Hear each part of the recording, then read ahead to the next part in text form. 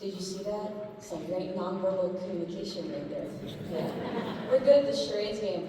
All right, just a few final announcements before you get to hear from Dr. Dorn at the tail end of our concert. First, if your child gets in the car with you and says, "Man, I had such an amazing sectional or private lesson or whatever they have due to the size of their section. If they want to get in touch with their sectional coach, or if they're like floating the idea of getting lessons, we're more than happy to do that for you, to facilitate putting you in touch. All you need to do is email bands, with an S, B-A-N-D-S, at washburn.edu and say, hi, my name is so-and-so, I'm looking for so-and-so. Please help, question mark, and then we'll help, okay? So that's one thing.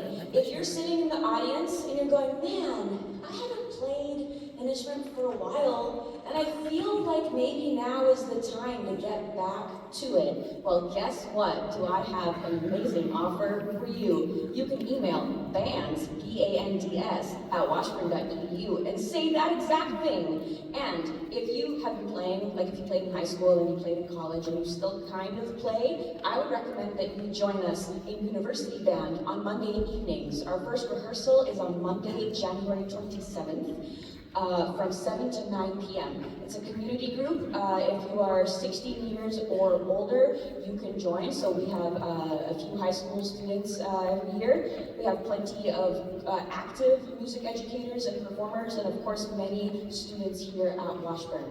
And if you're thinking, no way, Dr. P, I'm past my prime. There is no way that I could learn to play something new. Well, hey, I'm here to tell you that you're probably wrong, because I've been working with this organization. It's an international organization called the New Horizons Music Association, and it is designed specifically for later in life learners who decide, it's time. Now is the day. We have a lot of retired folks, we have a lot of folks who work part-time and then come hang out with us in the evenings, and that's on Tuesday evenings. Who can you email if you want more information about that? You're so smart. Bands at washburn.edu has the answers to almost all of your questions. Okay, and one more thing. We've got some leftover pizza. Also some unclaimed special dietary restriction foods. So if you ordered like a special salad and you didn't eat it, please take it or I'll be very upset. But yeah, seriously, please take all the food on your way out. Please, it's yours to keep. I don't want any of it. And now for some real final announcements from Dr. Dorn.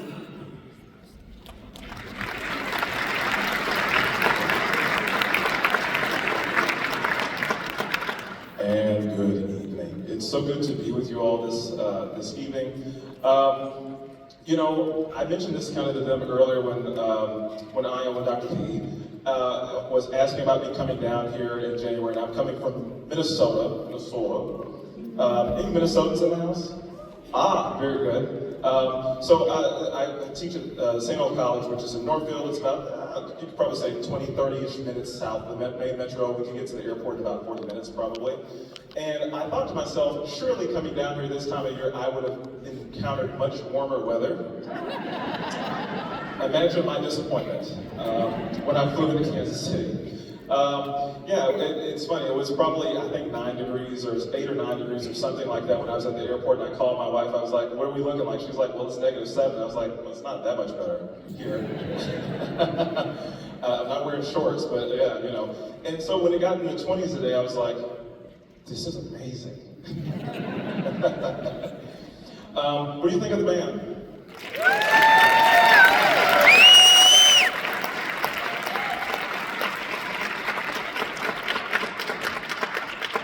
I've got news for you. Every single person in this audience has had, in some kind of way, is a contributor to the amazing things that are happening on stage. I'd like to point out the fact that these folks largely, even though there are probably some common ground between schools, have never played before in this configuration as they have today. And have taken the 5 pieces, as you've seen, that we're performing, and it's something that some of our programs, probably in this space, you could hope to do that maybe in a semester, right? Like you're trucking along and hoping to get this done for assessment, you know, and we're trying to compact all that into a single day experience. So it really is a huge feat for them to all come together and to make these sounds the way that they are, and really mature musical sounds that we're getting out of this group. So one thing that I wanted to do before I get out of the way and we finish this up is I wanted to acknowledge, if you have a student on stage in this space, could you stand? Can y'all give them a round of applause?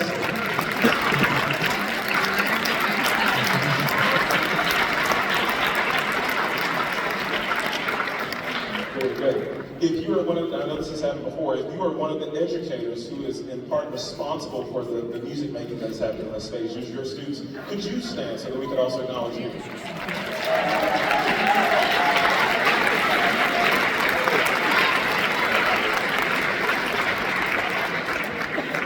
That's the real heavy lifting that's going on behind the scenes. Dr. P was talking about this idea of continuing education in a way and continuing to play. I like to think of myself as a recovering trombonist.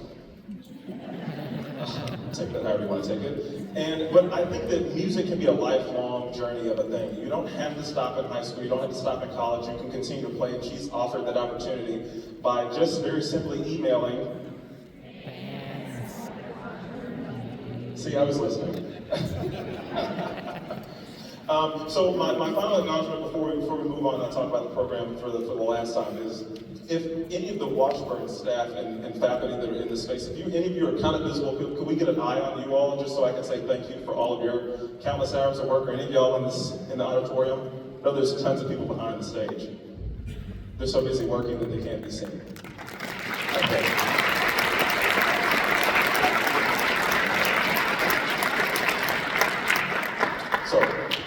Without much further ado, I'll talk you through a little bit of our program. The first piece on the program was John Philip Sousa's The Thunderer. It was his wife's favorite march of his, composed in the late 1890s.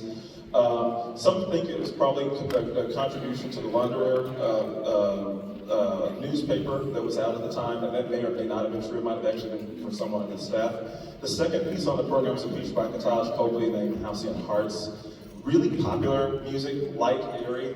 Kind of describes a lot of his music, rather pop-esque influence. The third piece on the program is a bit of a band warhorse piece called Flourish for Wind Band by English composer Rafe Vaughan Williams, not Ralph. He would have been very angry if someone called him Ralph. Rafe Vaughan Williams, composed in 1939, was theater music before it was reconfigured in its setting now for band. This last piece was a piece by Emmy Award-winning composer Julie Giroux, who lives in Mississippi. If any of you follow Julie Giroux on any social media, you're in for a great time. She is an entire inappropriate person, but she's incredibly funny. And then the final piece on this program is a piece by my friend Kevin Day. Kevin, who's now in, Dr. Day, who now is in California. It's a piece of his called Rocketship. We've done a lot of work on this. It's going to be loud. There's going to be some marching percussion stuff that you're probably going to see in the back. It's going to be great. I want to say thank you so much again for coming out. Thank you for your help, and thank you for your students.